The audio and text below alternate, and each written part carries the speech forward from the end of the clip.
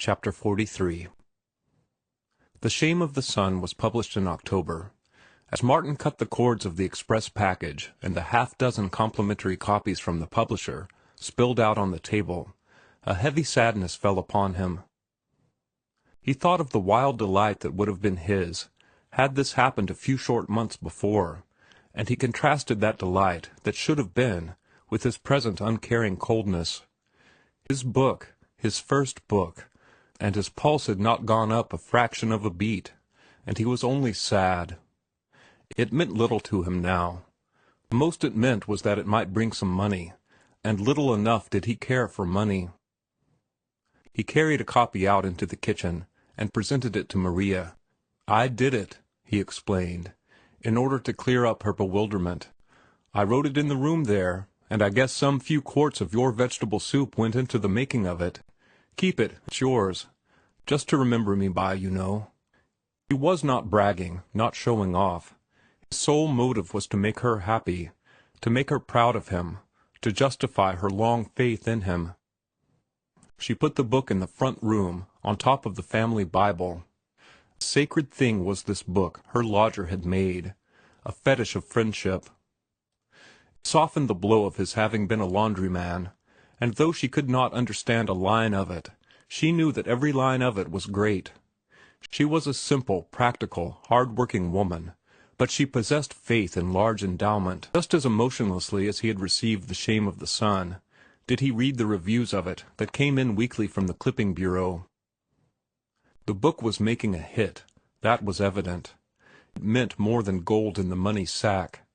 He could fix up Lizzie, redeem all his promises, and still have enough left to build his little grass-walled castle. Singletree, Darnley and Company had cautiously brought out an edition of 1,500 copies, but the first reviews had started a second edition of twice that size through the presses, and ere this was delivered, a third edition of 5,000 had been ordered. A London firm made arrangements by cable for an English edition, and hot-footed upon this came the news of French, German, and Scandinavian translations in progress. The attack upon the Maeterlinck school could not have been made at a more opportune moment. A fierce controversy was precipitated.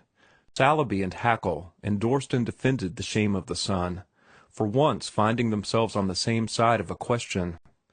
Crooks and Wallace ranged up on the opposing side, while Sir Oliver Lodge attempted to formulate a compromise that would jibe with his particular cosmic theories.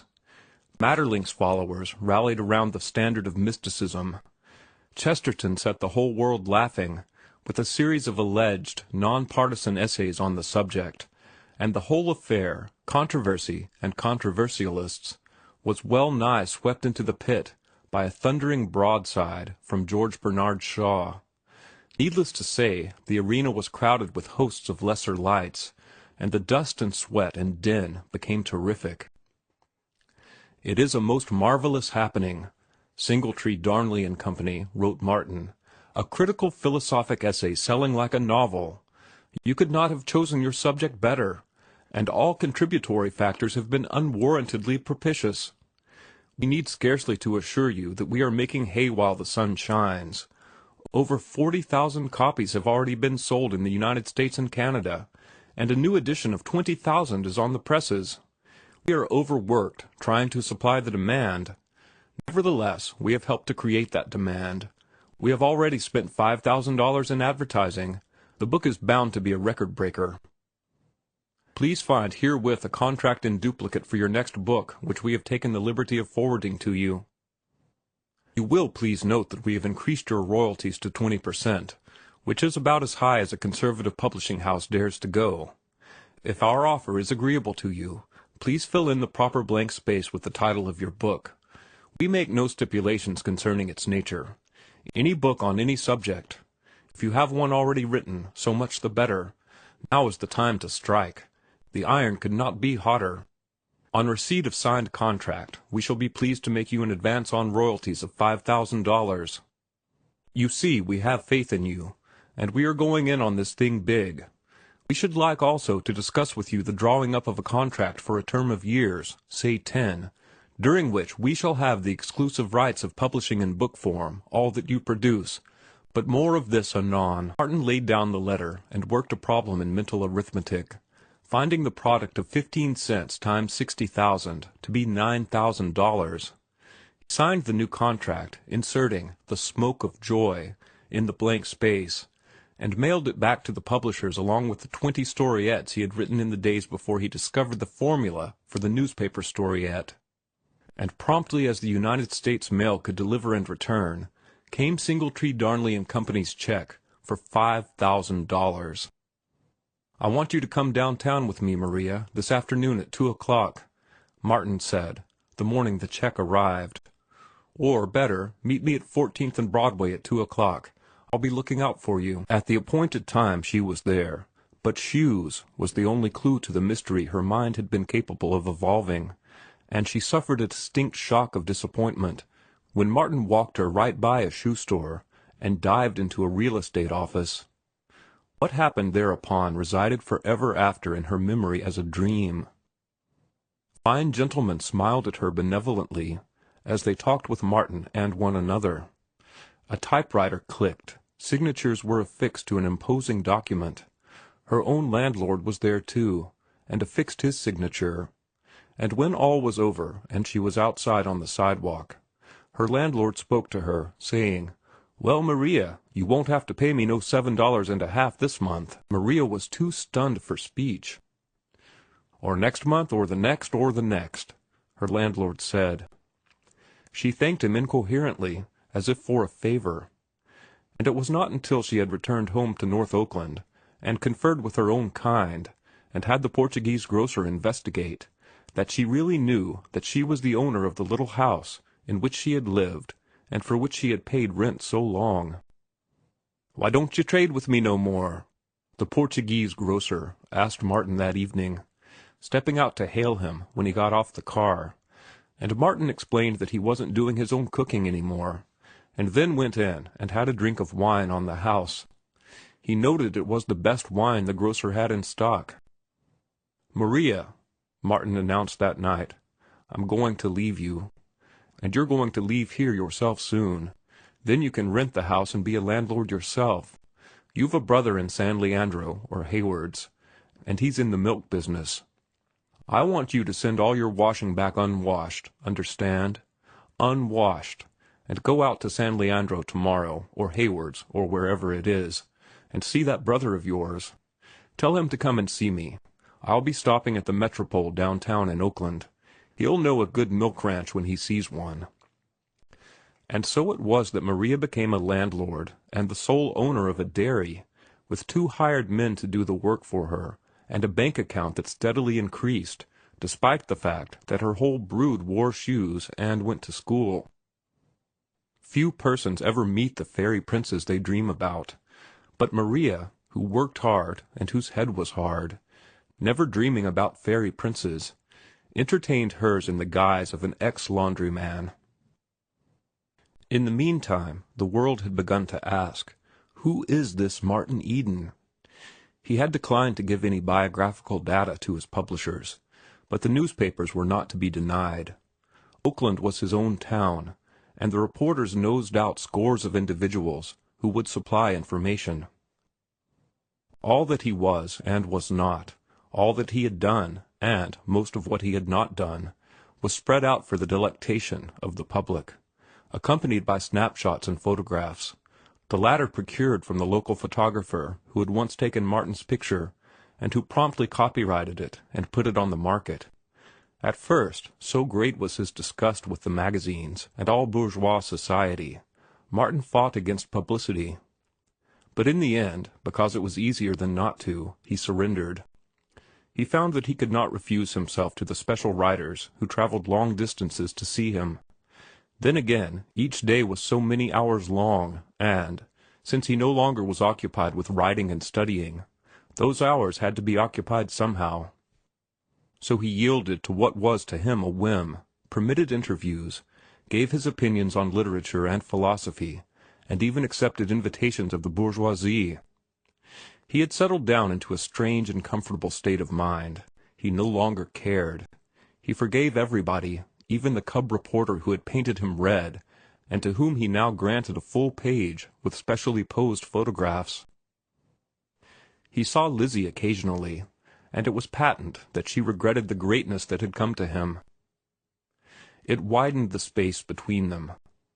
Perhaps it was with the hope of narrowing it that she yielded to his persuasions to go to night school and business college, and to have herself gowned by a wonderful dressmaker who charged outrageous prices. She improved visibly from day to day, until Martin wondered if he was doing right, for he knew that all her compliance and endeavor was for his sake. She was trying to make herself of worth in his eyes, of the sort of worth he seemed to value.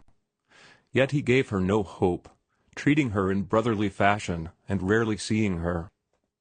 Overdue was rushed upon the market by the Meredith Lowell Company in the height of his popularity, and being fiction, in point of sales it made even a bigger strike than The Shame of the Sun.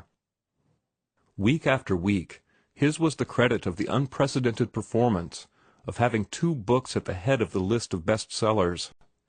Not only did the story take with the fiction readers, but those who read The Shame of the Sun with avidity were likewise attracted to the sea story by the cosmic grasp of mastery with which he had handled it.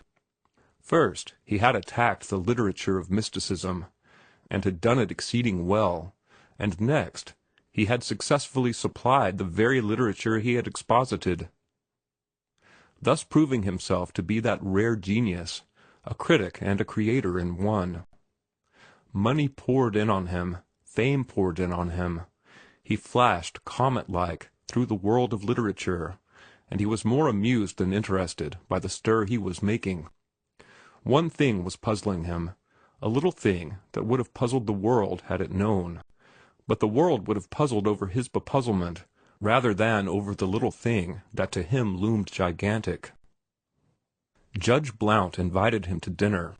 That was the little thing, or the beginning of the little thing, that was soon to become the big thing.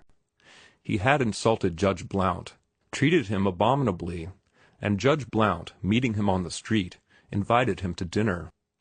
Martin bethought himself of the numerous occasions on which he had met Judge Blount at the Morses, and when Judge Blount had not invited him to dinner. Why had he not invited him to dinner then? He asked himself. He had not changed. He was the same Martin Eden. What made the difference? The fact that the stuff he had written had appeared inside the covers of books.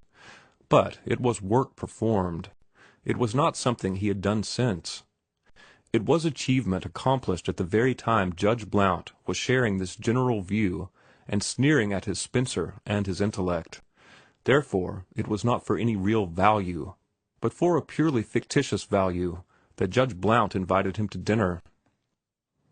Martin grinned and accepted the invitation, marveling the while at his complacence, and at the dinner where, with their womenkind, were 6 of those that sat in high places, and where Martin found himself quite the lion, Judge Blount, warmly seconded by Judge Hanwell, urged privately that Martin should permit his name to be put for the Sticks, the ultra-select club to which belonged not the mere men of wealth, but the men of attainment. And Martin declined, and was more puzzled than ever. He was kept busy disposing of his heap of manuscripts. He was overwhelmed by requests from editors. It had been discovered that he was a stylist, with meat under his style.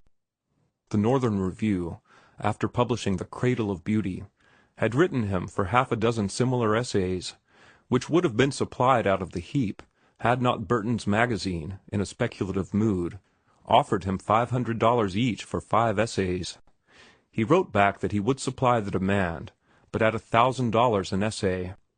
He remembered that all these manuscripts had been refused by the very magazines that were now clamoring for them. And their refusals had been cold-blooded, automatic, stereotyped. They had made him sweat, and now he intended to make them sweat. Barton's Magazine paid his price for 5 essays, and the remaining 4, at the same rate, were snapped up by Mackintosh's Monthly, the Northern Review being too poor to stand the pace. Thus went out to the world the high priests of mystery, the wonder dreamers, the yardstick of the ego, philosophy of illusion, God and Clod, Art and Biology, Critics and Test Tubes, Stardust, and the Dignity of Usury, to raise storms and rumblings and mutterings that were many a day in dying down. Editors wrote to him telling him to name his own terms, which he did, but it was always for work performed.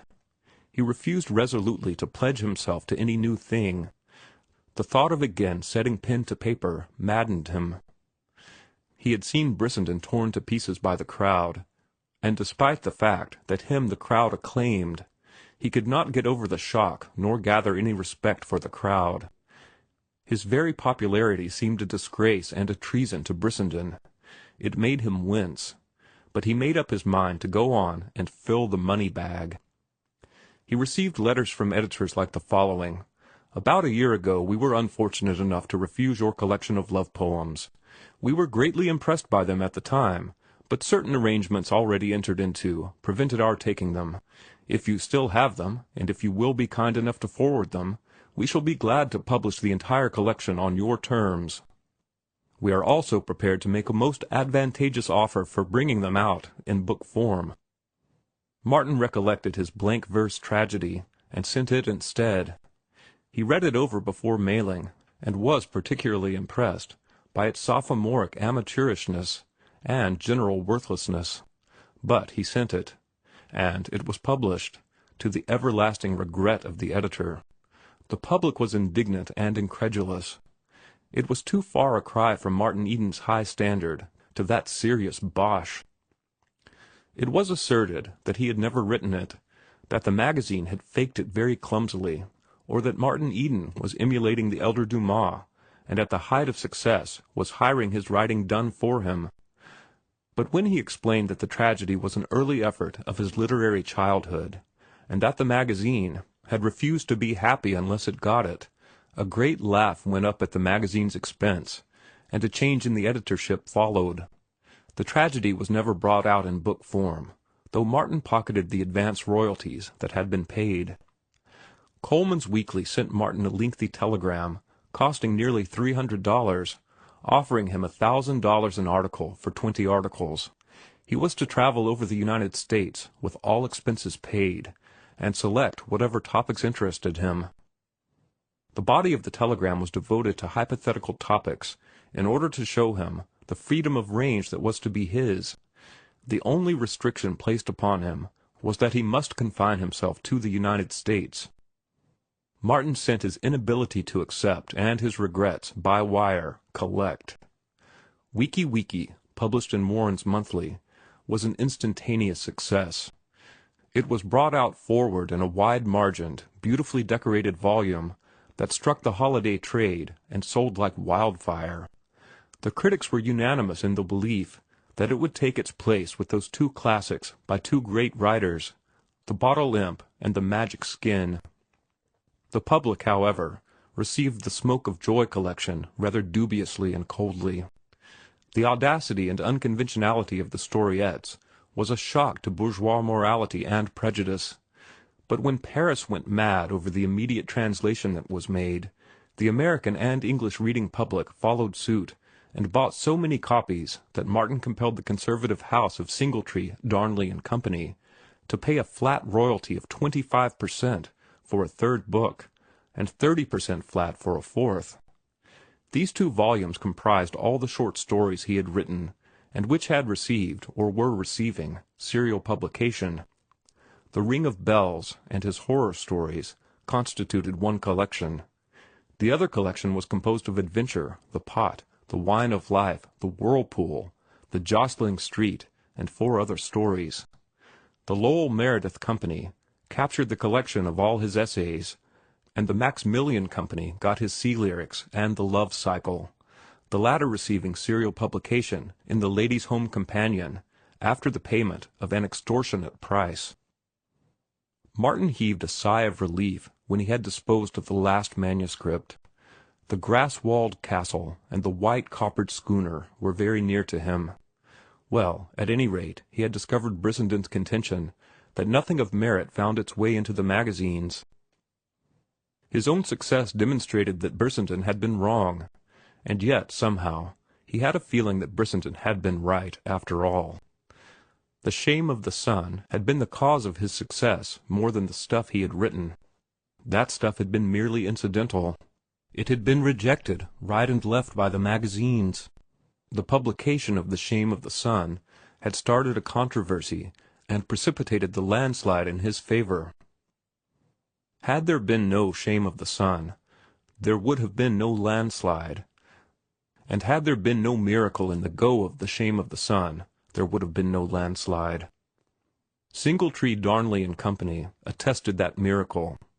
They had brought out a first edition of 1,500 copies and been dubious of selling it. They were experienced publishers, and no one had been more astounded than they at the success which had followed. To them it had been in truth a miracle. They never got over it, and every letter they wrote him reflected their reverent awe of that first mysterious happening. They did not attempt to explain it. There was no explaining it. It had happened. In the face of all experience to the contrary, it had happened. So it was, reasoning thus, that Martin questioned the validity of his popularity. It was the bourgeoisie that bought his books and poured its gold into his money-sack, and from what little he knew of the bourgeoisie, it was not clear to him how it could possibly appreciate or comprehend what he had written. His intrinsic beauty and power meant nothing to the hundreds of thousands who were acclaiming him and buying his books. He was the fad of the hour, the adventurer who had stormed Parnassus while the gods nodded.